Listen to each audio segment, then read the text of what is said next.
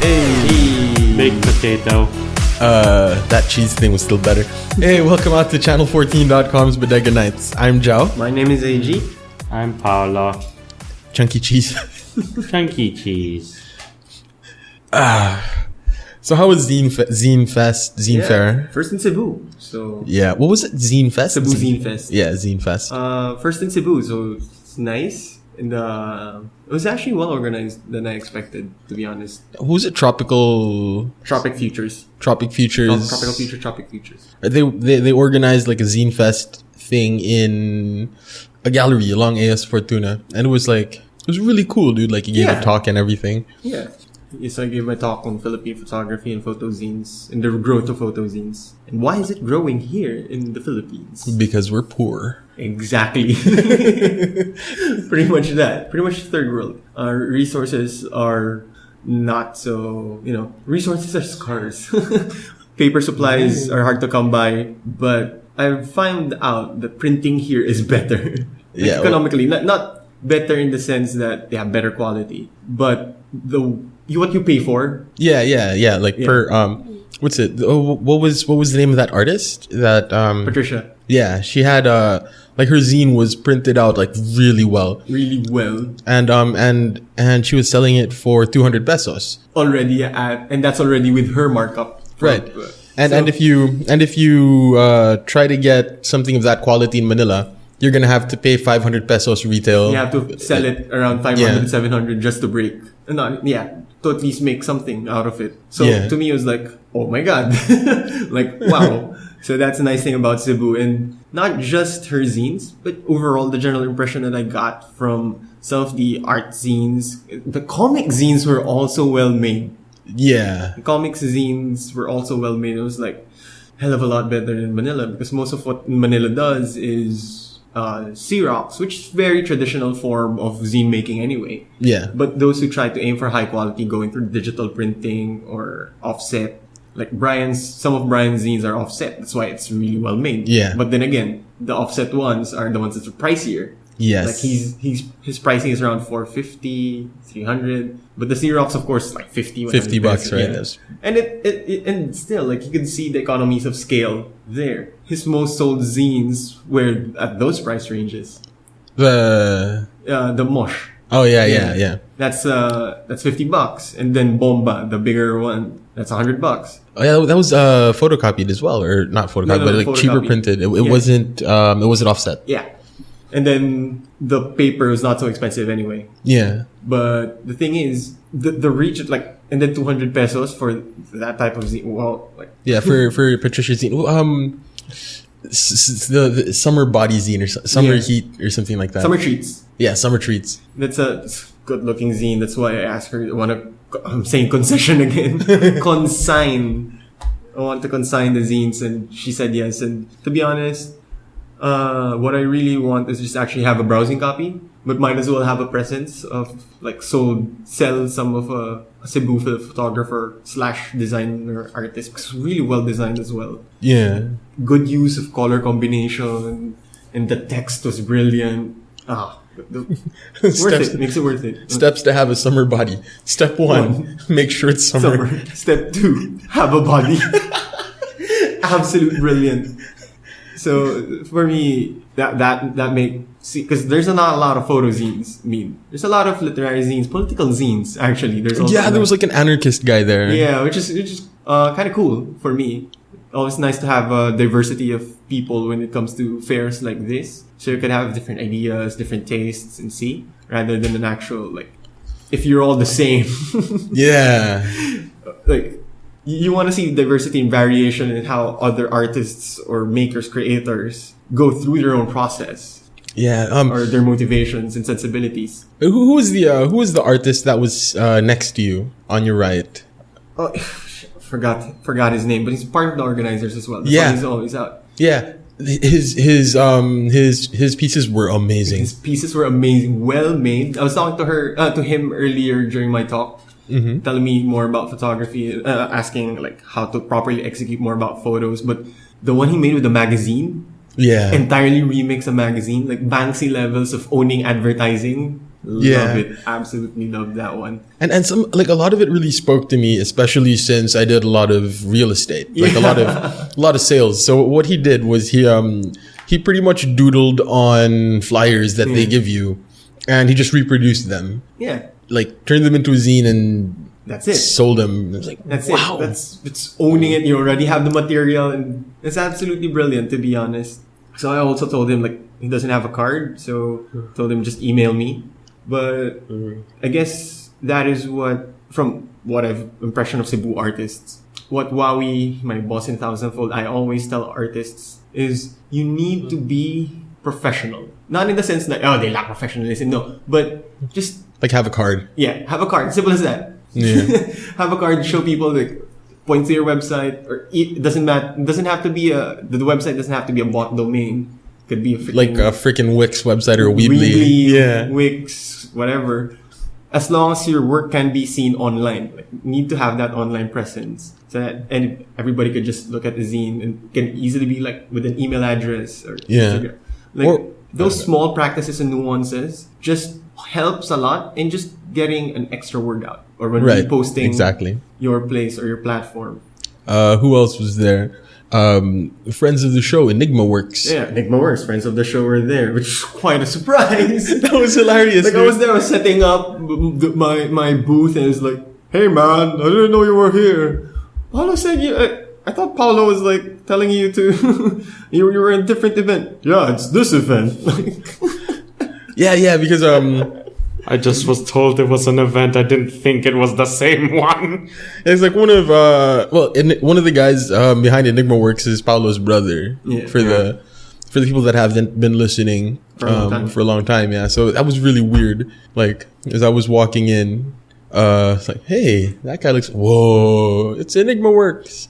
Yeah, actually, another highlight of that the fair was our new pins. Oh yeah. From the good people over at Whoop-De-Doo Comics. Yeah. Like them on Facebook. Yeah. Wait.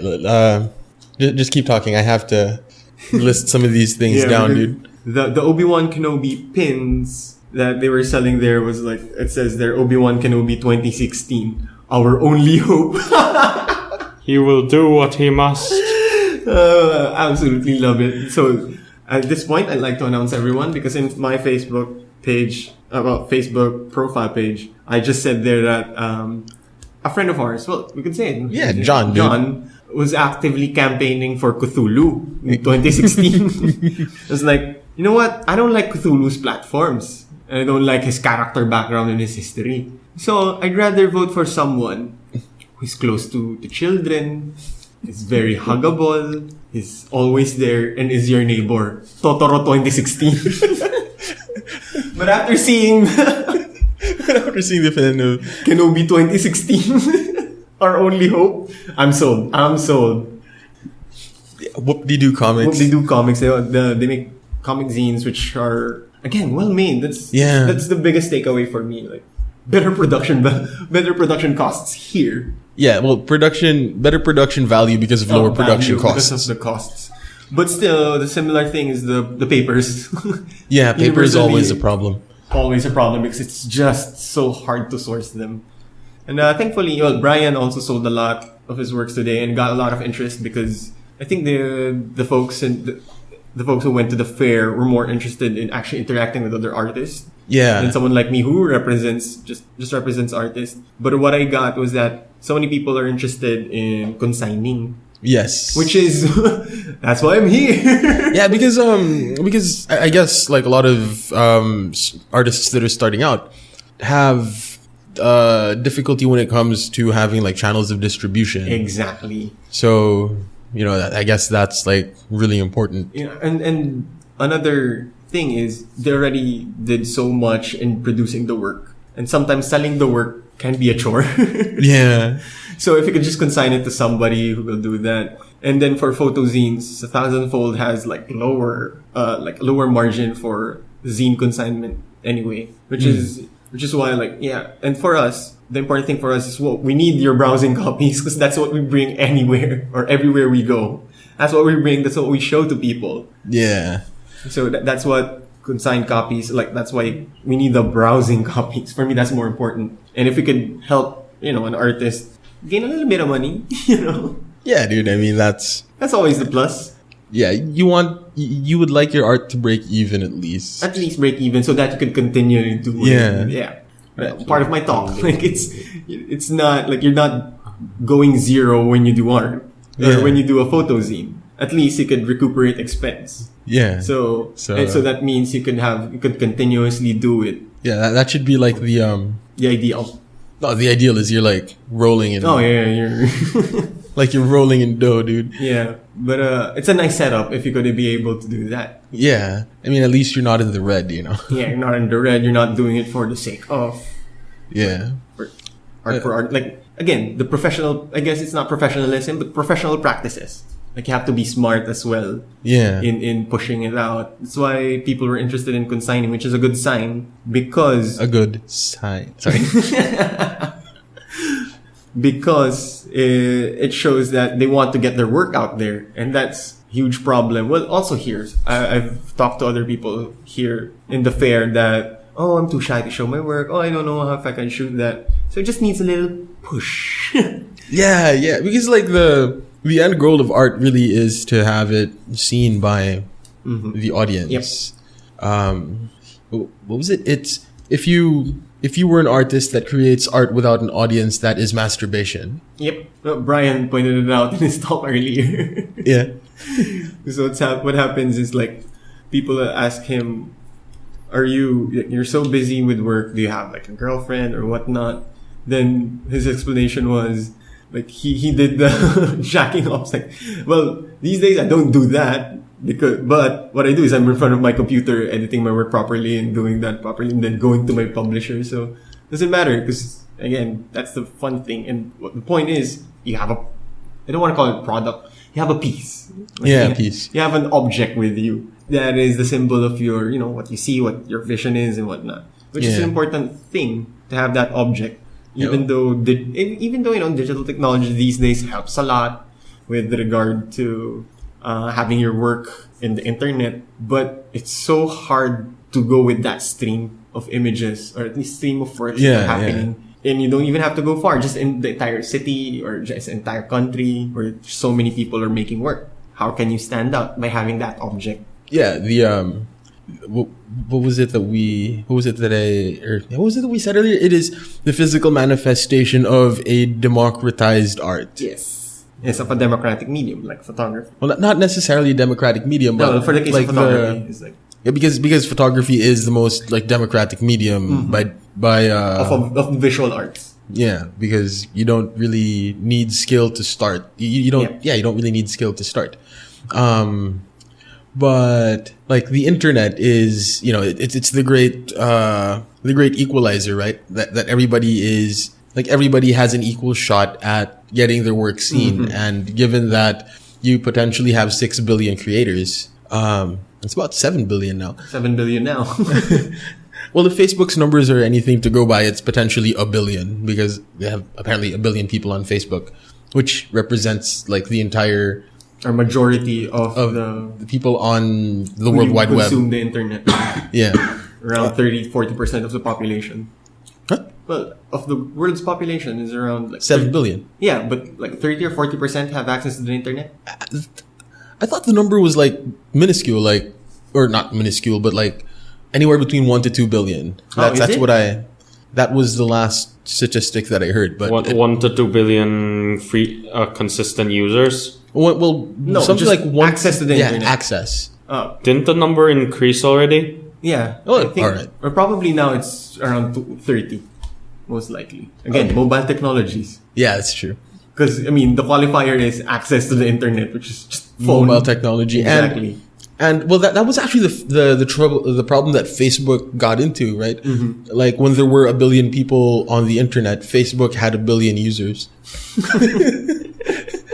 And so they started giving Facebook away for free in the Philippines and other sort of developing nations where people don't have regular access to the internet. So they are increasing their market by creating their market. Yeah. So anyway, because the internet is the great equalizer. Everybody has like an equal opportunity to be seen, and the zine seems to be like the physical sort of manifestation of that, because anybody can come together and print out a photo and staple it together to come up with a zine. So it's really cool. And it's always, like, for someone who's working with curation or art criticism, it's always nice to have something in front of you that you're holding. Yeah. That intimacy with the object. It's always better because you're engaging more senses. Exactly. You're using more senses rather than just sight. Yeah. Because, like, what I was saying to like someone who wants to work with photography as well, like, every choice and nuance in doing, say, a publication like that or self-published work takes into consideration your main point, like paper choice, colors, how contrast, the cover, like all those little details all of that should add to your main point. Say, that's why one of my favorite photo books from my friend, he's an American based in Korea, Davey Matt. And his book is about his street life in Korea. Street life in Korea. And then what he did was he printed his photo book using like a sort of Korean paper. Oh, nice. Exactly, right? So to me, again, the entire choice in doing the book, all of it contributed to his main point of what Korea is, the street life of Korea. I was like, it's a very Korean thing. And he's a Westerner. He's from the outside looking in. Yeah. And to the point that he fell in love with Korea and married actually there now with his wife, who's also Korean. Shout out to him. Which to me, those things are very, very interesting. And that adds to the consciousness of the creator in the work he's trying to do. It's not being random, it's being deliberate. Right. And that sometimes deliberateness is what separates, like not a good artist from a bad one, but somebody who could get that edge in pushing their work forward and having a better work. Yeah. Because it could be easily understood by the audience if it's like, it's there. Yeah. And there's just something so romantic about a tree had to die in order for you to live. I should add that to a presentation on my on self-publishing. Maybe if I'm gonna do a workshop on self-publishing soon, like, you have to make sure that tree died for something. It didn't die in vain. Yeah, because we're giving up precious oxygen. Exactly. Oh, that's a great not socio-economic or something, like commentary on why you should do great art. Yeah, well, this is, of course, assuming that you stick by our premise that the objective of art is to be tangible. Of course. Or to have like a tangible. Well, tangible isn't the right word because something that's visual is still tangible. But it's an object. Yeah, to have an art object. Have an art object. For the case of photography, it's prints. It's music, you see. Well, the thing with Amane, we always have this thing called the music exception. What's the exception? Well, when it comes to all sorts of art, you need to have a tangible object as your output. Okay. Right? With music, you don't. You need time. Yeah, your medium is time. No, your form. Anyway, but yeah, you need time. That's all you really need because. In order for a note to die, or in order for a note to live, another note has to die. So by that very definition of music, you can't have music permanently. So we're saying this for music in general. So basically, I can't come in and point out what about files, but then the way I see it, you'd bring up live performances. No. Yeah. But the thing is, what really is the music part of music? Right. The idea, the question, the basic question is, when you put a CD into your CD player, or is when that music? Or when you start the file. Yeah. Oh, when you play an MP3 player. Yeah, when you play an MP3, is that music? I will argue that it is not music, it is a recording of music. Okay. Because music is something that exists only in that space with the performer and the audience. Okay. So I'm not sure that there is a quote unquote art object when it comes to music, but again, it's the music exception. It's the music exception, but it's still experiential. Yes, it is. Because at its core, art is about experience. Yeah. And how will you experience it? It has to be communicated. Just so happens, music's form of communication is auditory. Yeah. What was the point of this? Planets? Dead trees. Dead trees, man. Dead trees. Think of the trees when you make your stuff. Right? Because you have the Kindle edition and the Dead Tree edition. What does the Kindle edition do compared to the Dead? And it's an ebook. EPUB file? Yeah, whatever. Yeah, I know. Format. So what does that? So what's the stake there? But that means it's literature and neurons. And do we consider literature art? Tricky question. Joao will say yes. Gilson and Dr. Mariano will say no. And Gilson. But, that's a different question altogether. Different arguments, which I will say now I'm not qualified to be part of. Yeah. I have only a little grasp of literature. I mean, I consume literature. Yeah. But then, if that's the case, then does poetry count as... But then poetry often counts as an art. Yeah. Right? But then we have to tackle the question, is poetry on the printed page the same as poetry as spoken? Is poetry more akin to a photograph, or is poetry more akin to music? Oh, that's so tricky. Because one of the biggest things about poetry is the imagery. Yeah, but then imagery comes from... but then imagery doesn't come from an image. It is... Because poetry is weird, right? Because it is twice removed. And the thing is, the imagery comes from your processing of the words. Yeah, see? So it's twice removed, right? Because it isn't a tree. It isn't like an image of a tree. It is the word TREE. Yeah. Or the word represented by the letters TREE put in... It's not necessarily the tree. And another tricky thing about poetry is the rhythm. Yeah. That's the music part comes in. Yeah. But then, a lot of the French guys with their whole like, hey, let's free... Freaking, what's it called? Give me a beat. Yeah. What was it called? Free verse. Like free verse did away with that. But, what was his name? Linguist guy had this definition of art, or not art, literature, and poetry, I think, is the highest form of literature if we can consider it to be art. It's violence done on everyday language. Because when you speak about everyday language, it's unmetered, it is spontaneous. But then when you have literature, it is organized, which is unnatural for language to have done upon it. And poetry, the way a lot of poets organize poetry is not only based on like rhymes, but based on, in English, where you stress your syllable. Right? So it's like, shall I compare thee to a summer's day? Right? To be or not to be, that is the question. It's tomorrow and tomorrow and tomorrow. Right? So like that's how a lot of English poetry is done. And is that more akin to music or photography? Really tricky. Or it could be, the cop-out answer is, it's a balance of both. Was it? There was that great debate between our friends, Ian and X, on what is the highest form of art. Is it poetry or is it music?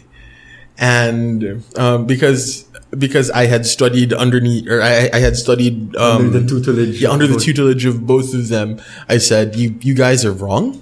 The highest form of art is song.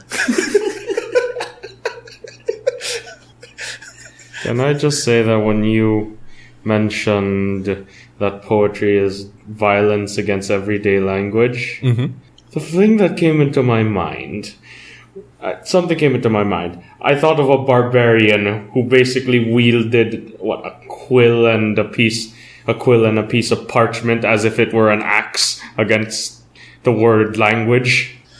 Well, if that's how you choose to remember the definition. To visualize that definition. Yeah, it helps you. Yeah, it helps, you know. Some of the memory aids that I have for law school. I was going to share some of the memory aids that I have for law school, but I remembered that we don't have an explicit tag. Because some of the imagery that I get, like, oh, okay. So I guess it's either graphic or questionable. Well, yeah, I guess it's questionable.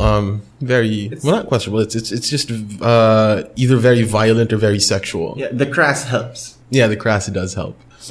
Or something ridiculous as well. Yeah. So banana pancake peels. Yeah. So like, what the hell is that? But you know, I mean, like, you know, images like the Hamburglar inside a convenience store, stealing a Justin Timberlake CD, which already helps for like remembering. Not mnemonic necessarily. Yeah. Oh no, was it stealing a Justin Timberlake CD but getting it wrong? Like, oh, this isn't a Justin Timberlake CD; it's a Justin Bieber CD, right? Because in order for you to pierce the veil of corporate fiction, it has to be to defeat public convenience in a convenience store, to justify a wrong, to defend a crime, or to perpetuate fraud. So again, you remember. Yeah. Which is the point of those things anyway. Yeah, so like hacking away on the word language sort of makes for a good way to remember the definition instead of like writing it down and killing more trees on something as innocuous as a definition of poetry or a definition of language. Because, you know, or not definition of literature. Killing trees. Because if we kill too many trees, we might end up like Mars. Oh yeah. Transition. Keep on talking. I'm gonna find the air horn. No, I don't have the air horn app on me now. Oh. Because I had to factory reset my phone because my Instagram account got hacked. Blah blah blah. Listen to Third World Linux. It's on there somewhere. Yeah, because that's an interesting theory for me, I guess, with regard to Mars. Like that Olympus Mons used to be a volcano. The reason why Mars is because of catastrophic event.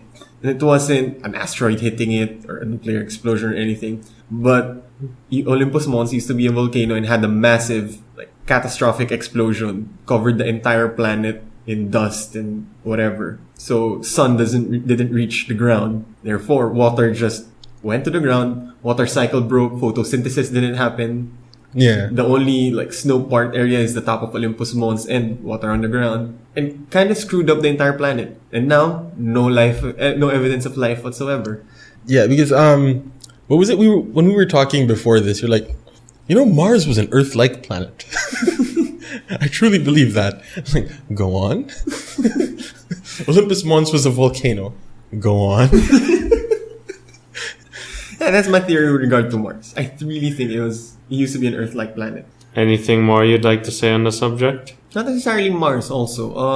Well, it's a running theory, not just with me, that the asteroid belt used to form a planet. So you're saying it got smashed? Yeah.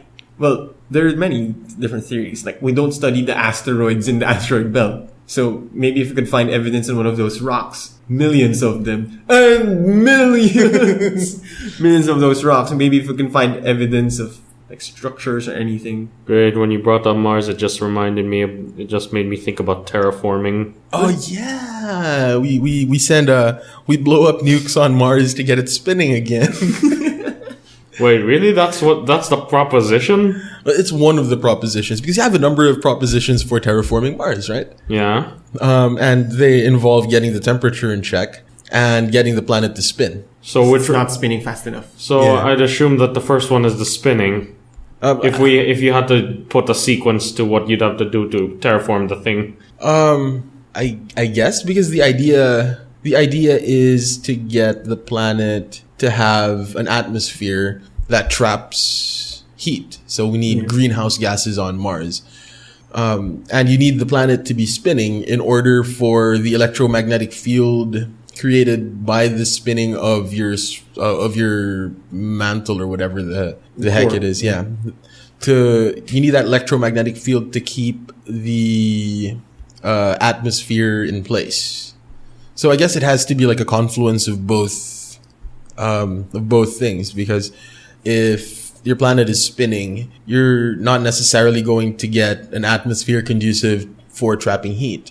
On the other hand, if you manage to get heat on the planet, or if you manage to get an atmosphere, solar wind still blows it away without a good electromagnetic field keeping it in check. Which is why I'm wondering which would be the first thing you'd have to do to get that to work. Science. Again, that's the reason why I think like the slow movement is why I think water doesn't pop up and can't trap heat in Mars, which means which the important parts of sustaining life, photosynthesis, is more, and like water cycle, important parts of sustaining life.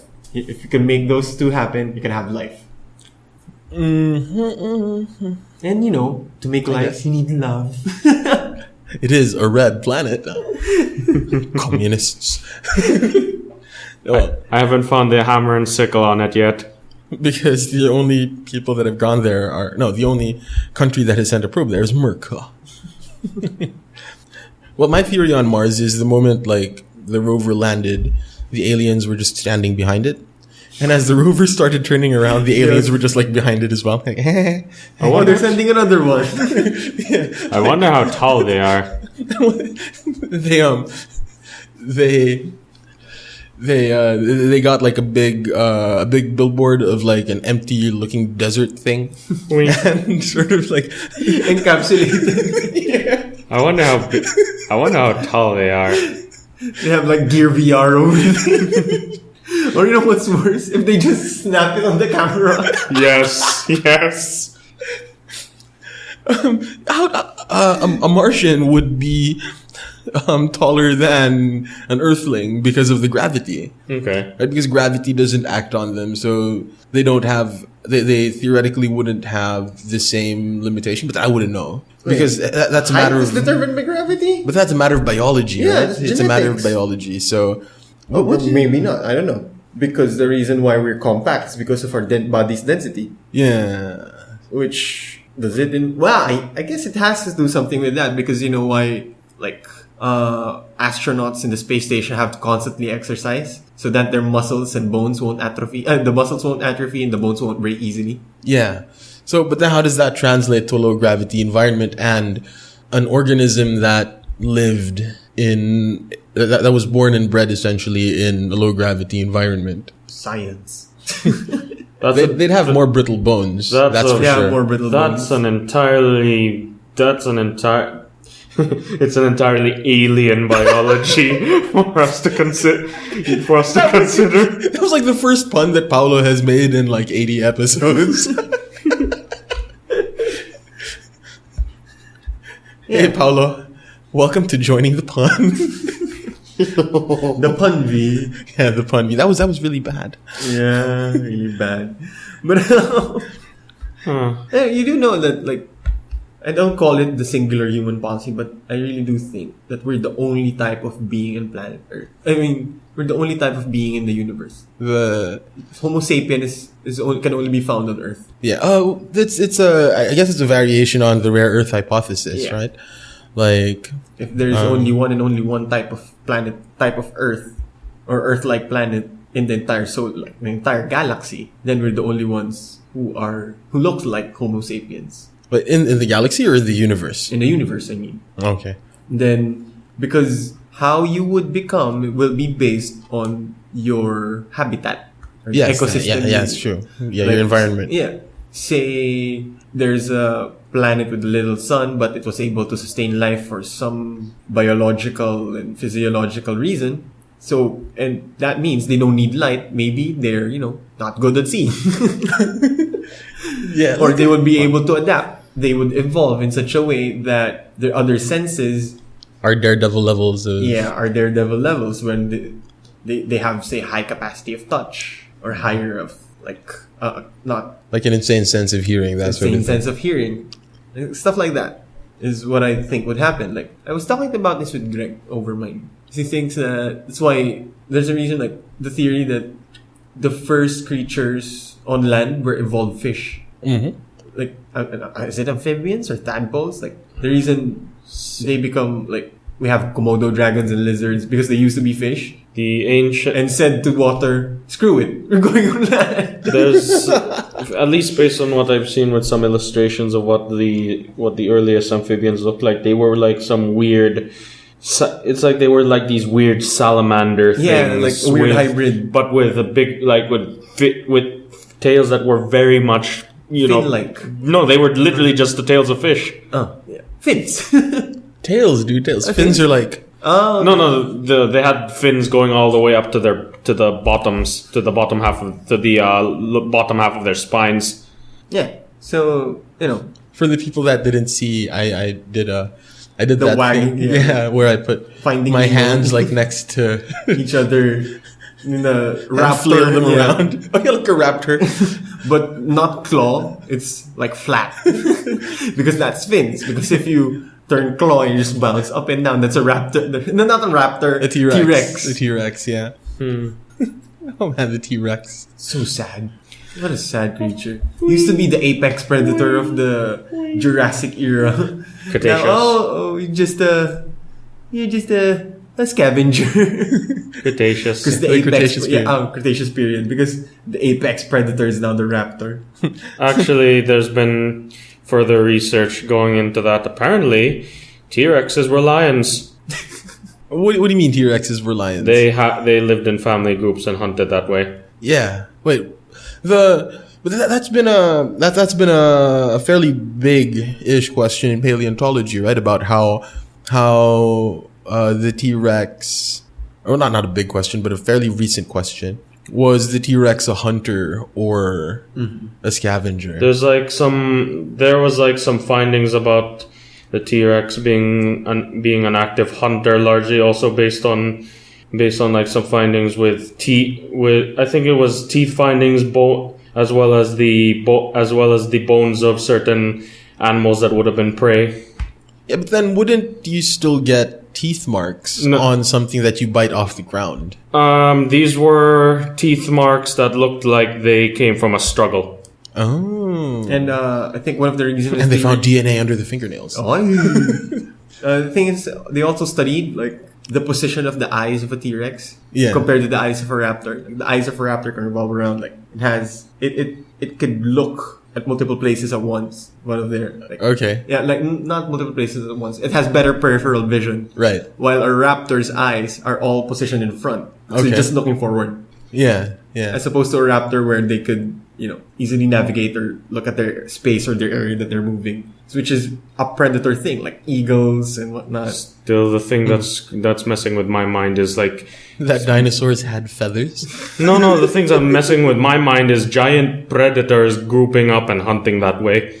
Although, well, then again, I know for a fact that Giganotosaurus did that, and they were hunting basically gigantic Cretaceous sauropods. But the thing about the T-Rex is Littlefoot.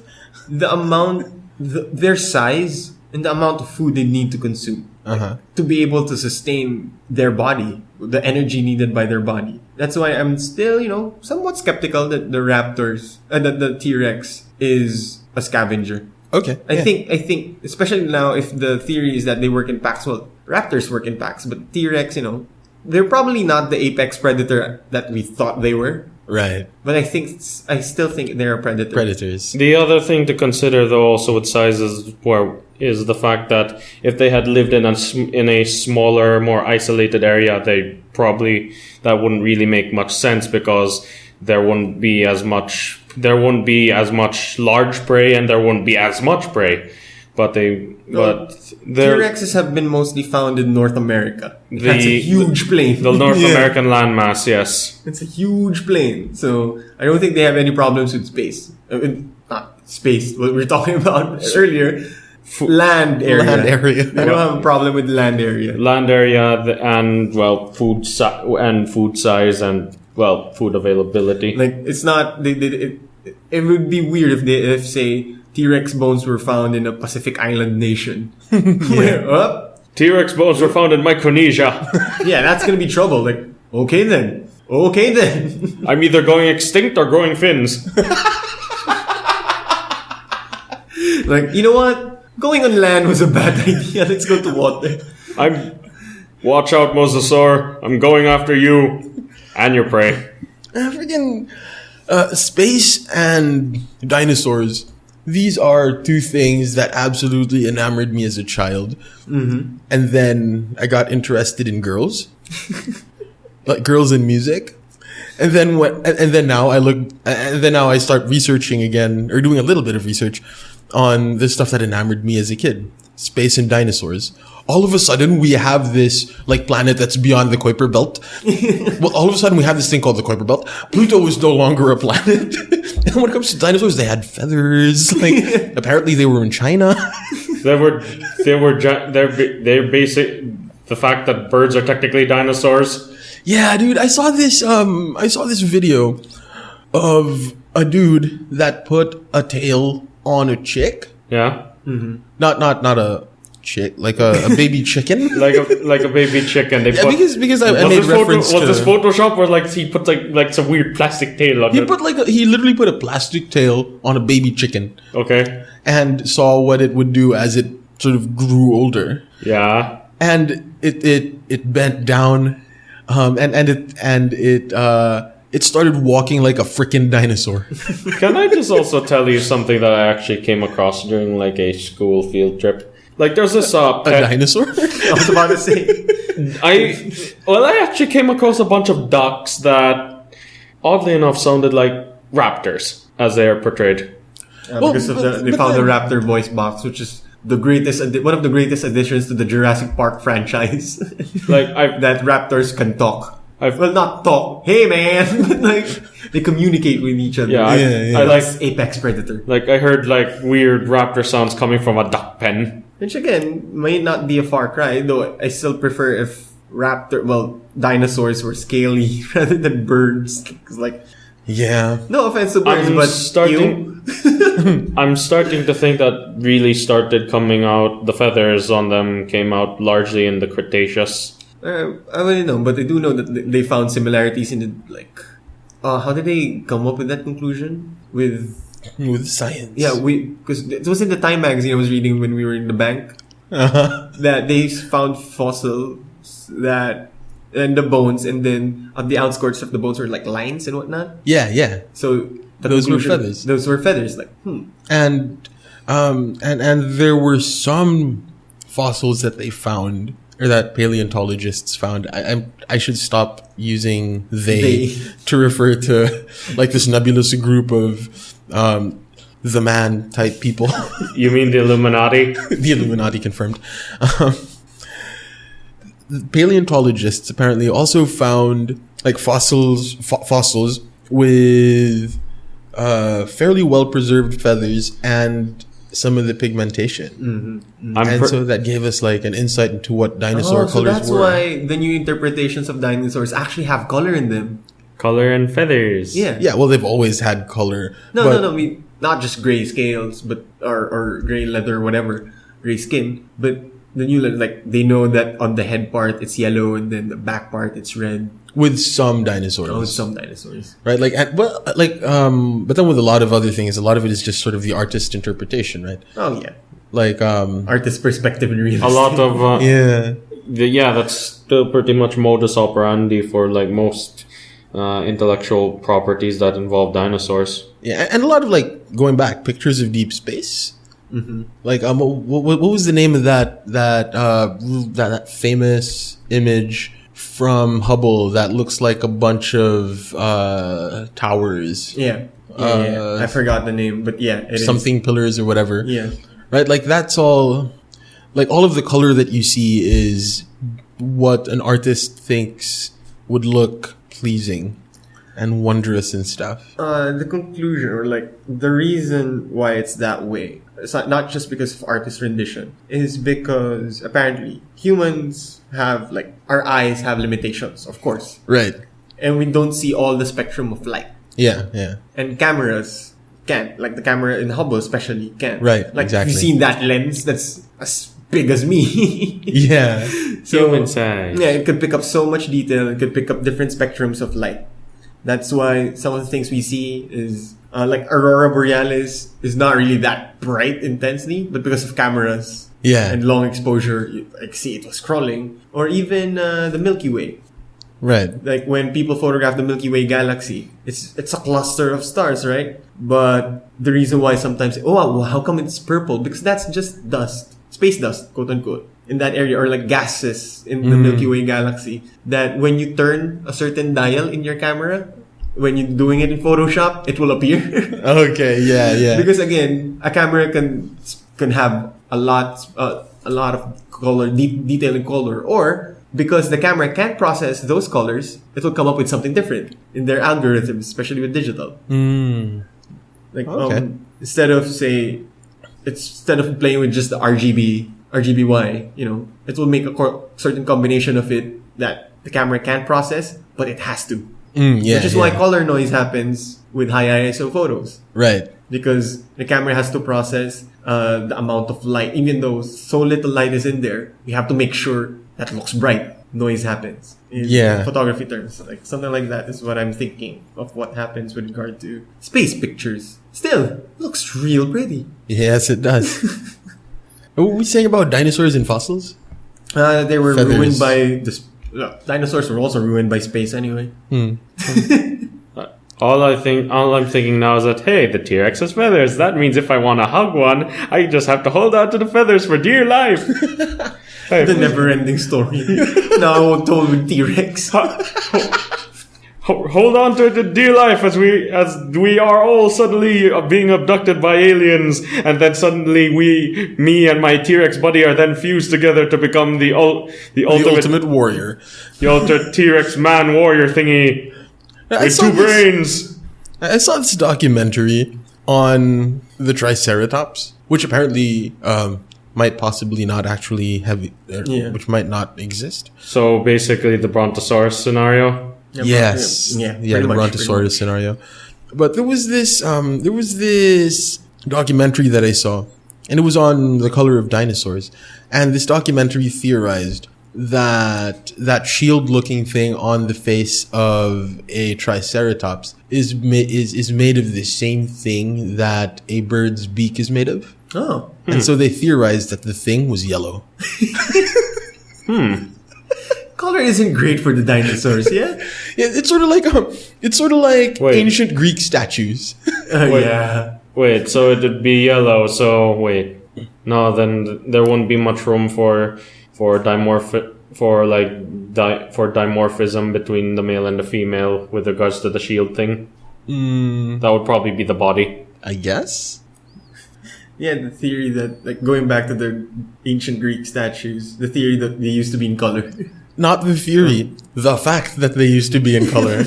But because of thousands of years. Wait, did they paint those? Yeah, they painted them. And then it wore off. Yeah, they just wore off. And then when when like Michelangelo and them like saw these ancient Greek statues, because let's face it, these are statues that are like by their standards thousands of years in the past already. Like they had already lost all of their color, but they didn't have the great technology that we have to, see like little flecks of paint that were left behind or whatever. Like that's why a lot of their marble statues that were meant to replicate the ancient Greek statues, thus Renaissance. That's why they were all just like white or marble. Right, without any color, because that's how the masters of the past did their sculpture. When in reality, they looked horrible. I wonder what the eyes look like. Actually, you know what? I'm going to show you a picture of that, Paulo. Like their renditions? Yeah, dude. Huh. So does it also show the color of their eyes? Like, it would be weird, like the famous Apollo statue that's already like faded as all hell, right? Yeah. And then see it's in color.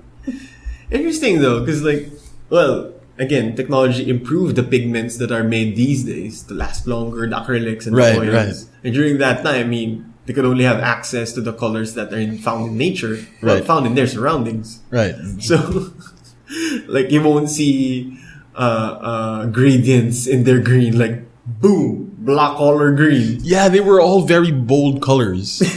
That's the thing. And I'm having difficulty connecting to the internet. So as always, like just when you need it the most. It's the extender thing. It's conked out.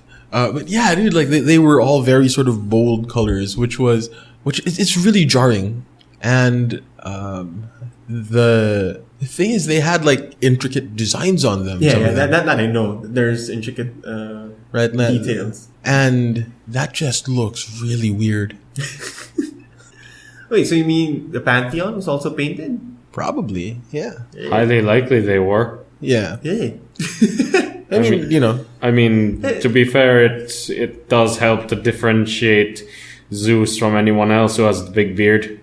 Now, people always think that if they were able to time travel, go places, and do this and that, what I'm interested in is to take people from the past and bring them to the future. Like the guy who made, say, the Pantheon. Like, dude, want to see something cool? Let's go back 4,000 years in the future. I really just want to see his reaction. Or say, Louis Daguerre and Nicephore Niepce with regard to photography. Like, hey, let me take a picture of you. Bring out my phone, press a button, here. What? Oh my. It took me 7 minutes to expose my window with salt. It's silver and salt.